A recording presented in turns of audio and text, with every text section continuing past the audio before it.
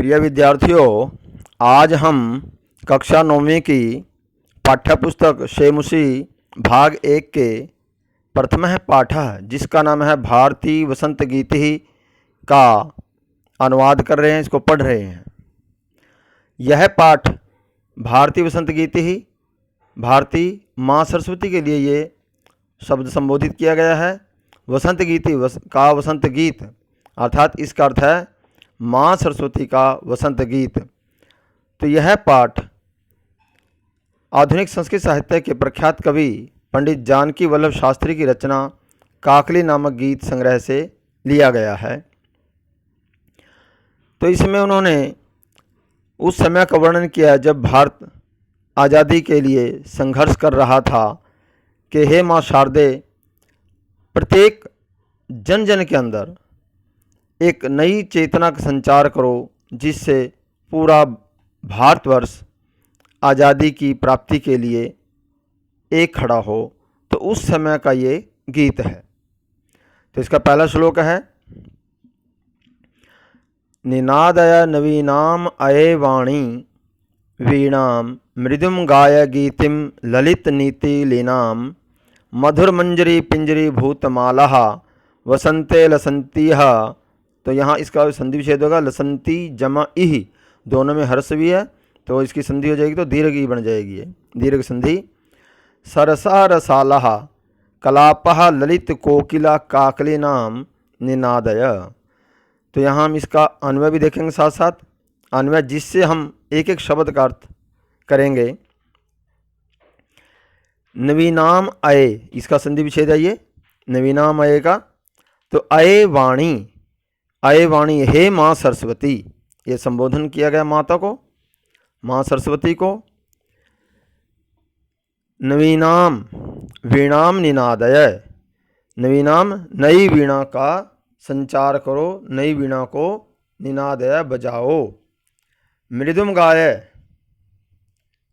गीतिम ललित नीति लीनाम, तो ललित नीति लीनाम गीतिम मृदुम गाय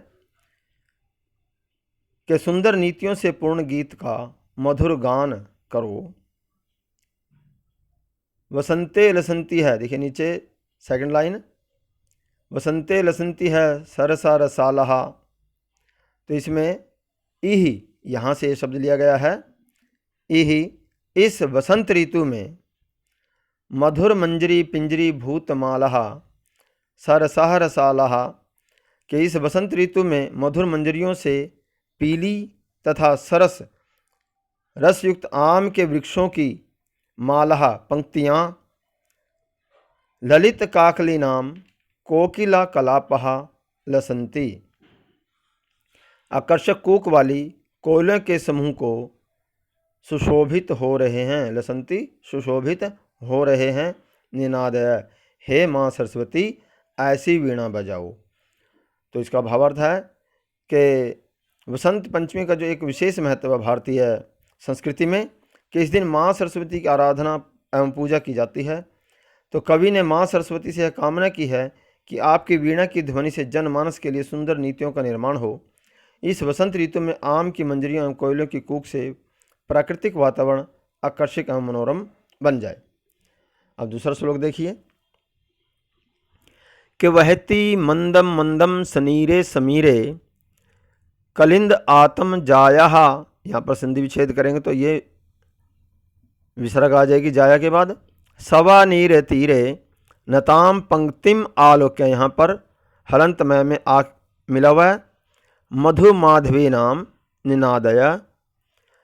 तो वहती मंदम मंदम सनीरे समीरे, कि वसंत ऋतु में जो है वो मंद मंद वायु वहती बह रही है।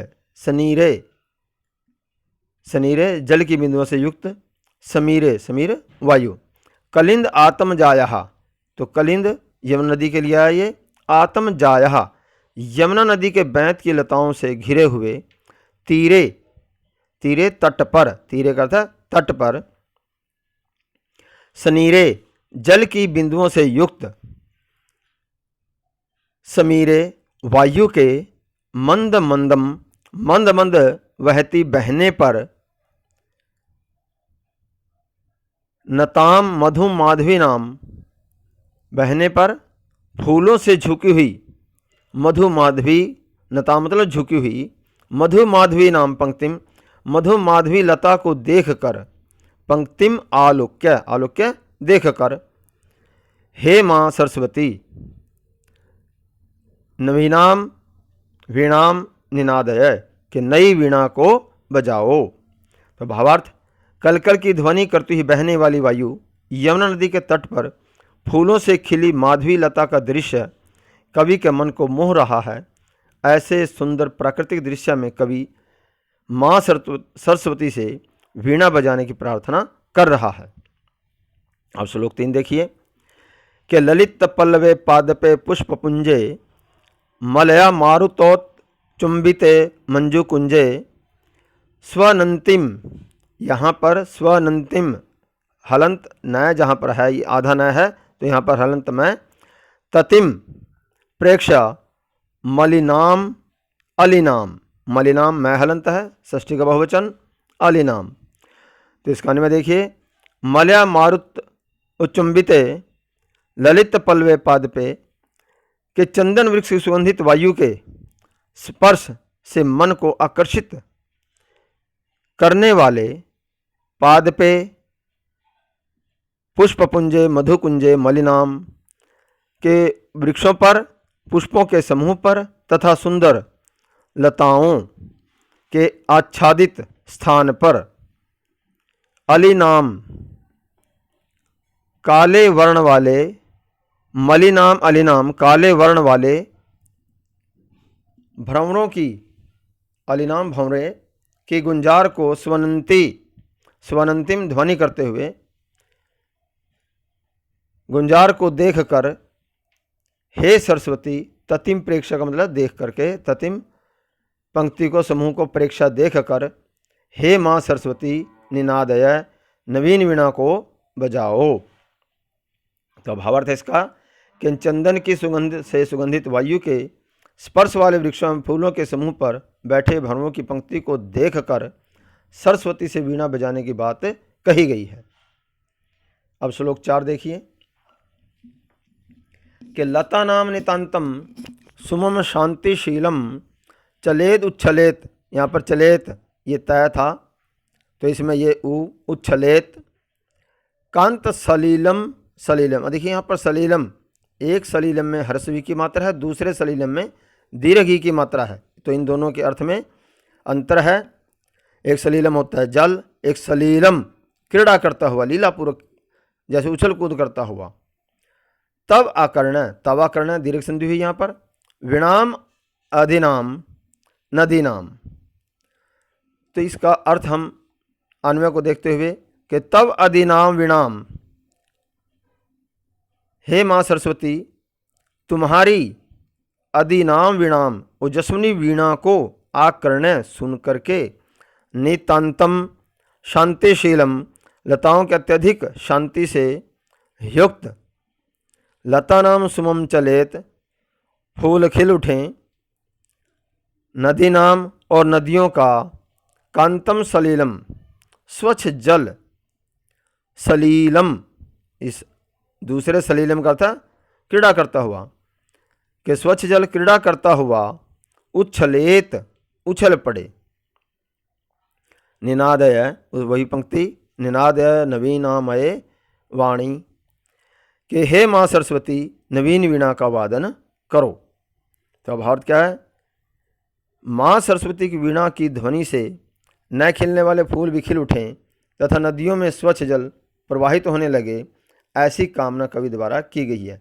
यहाँ पर कवि कहता है कि हे माँ आप ऐसी वीणा बजाओ कि भारत का जन जन जो है वो आज़ादी के लिए जाग उठे। इसका मुख्य भाव ये है।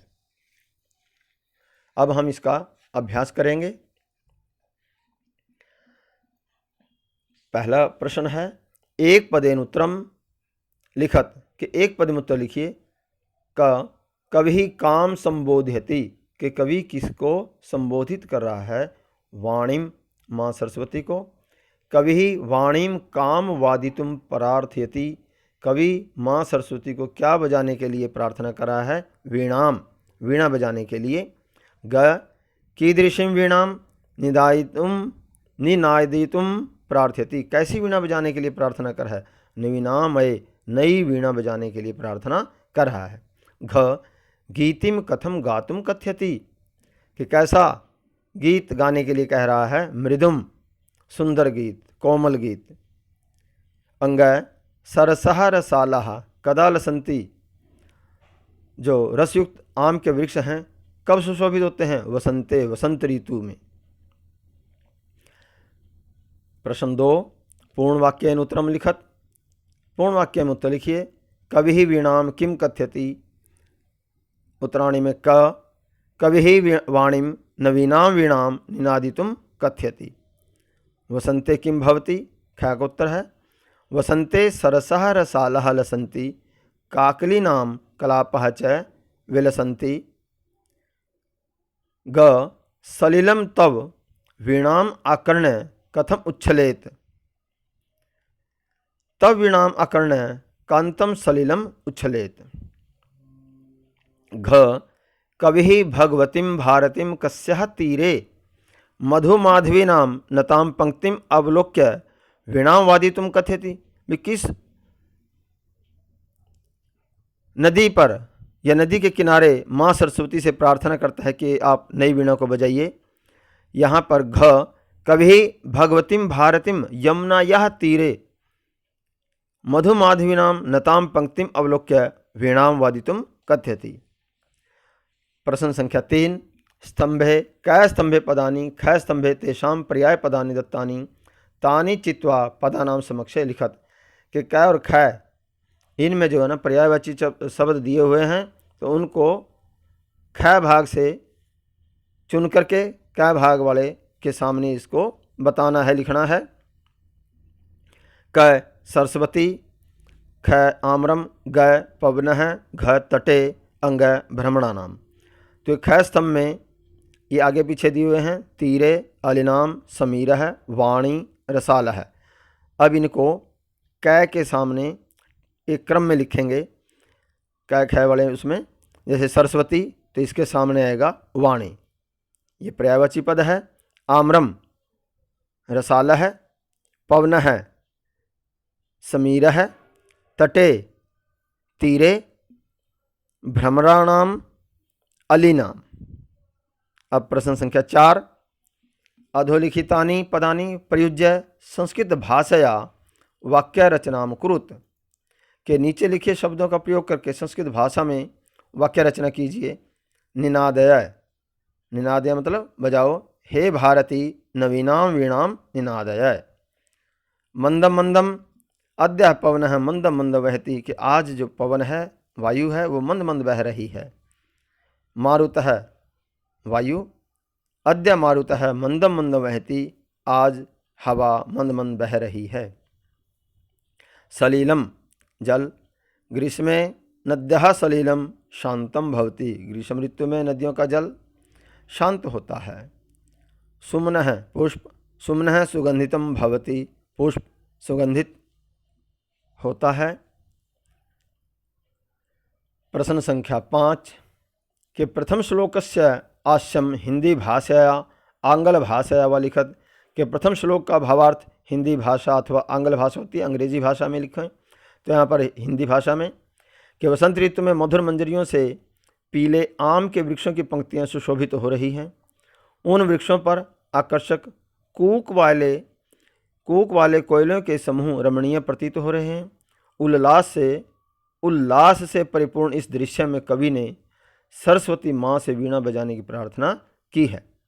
प्रश्न संख्या 6, अधोलिखित पदानाम विलोम पदानि लिखत, के निम्नलिखित शब्दों के विलोम पद लिखिए। कठोरम, इसका विलोम पद है मृदुम, कठोर का विलोम पद मृदु कोमल। कटुः, कटु का विलोम पद मधुरम मीठा। शीघ्रम, इसका विलोम पद है मंदम मंदम, शीघ्र का अर्थ जल्दी, मंदम मंदम धीरे धीरे। प्राचीनम, प्राचीन, नवीनम नया। नीरसः, नीरस जिसमें कोई रस न हो, तो इसका विलोम पद है सरसः, रसयुक्त। तो इस प्रकार हमारा ये पहला पाठ पूरा हुआ। आप इस चैनल से जुड़िए, वीडियो को लाइक और शेयर कीजिए, चैनल को सब्सक्राइब कीजिए।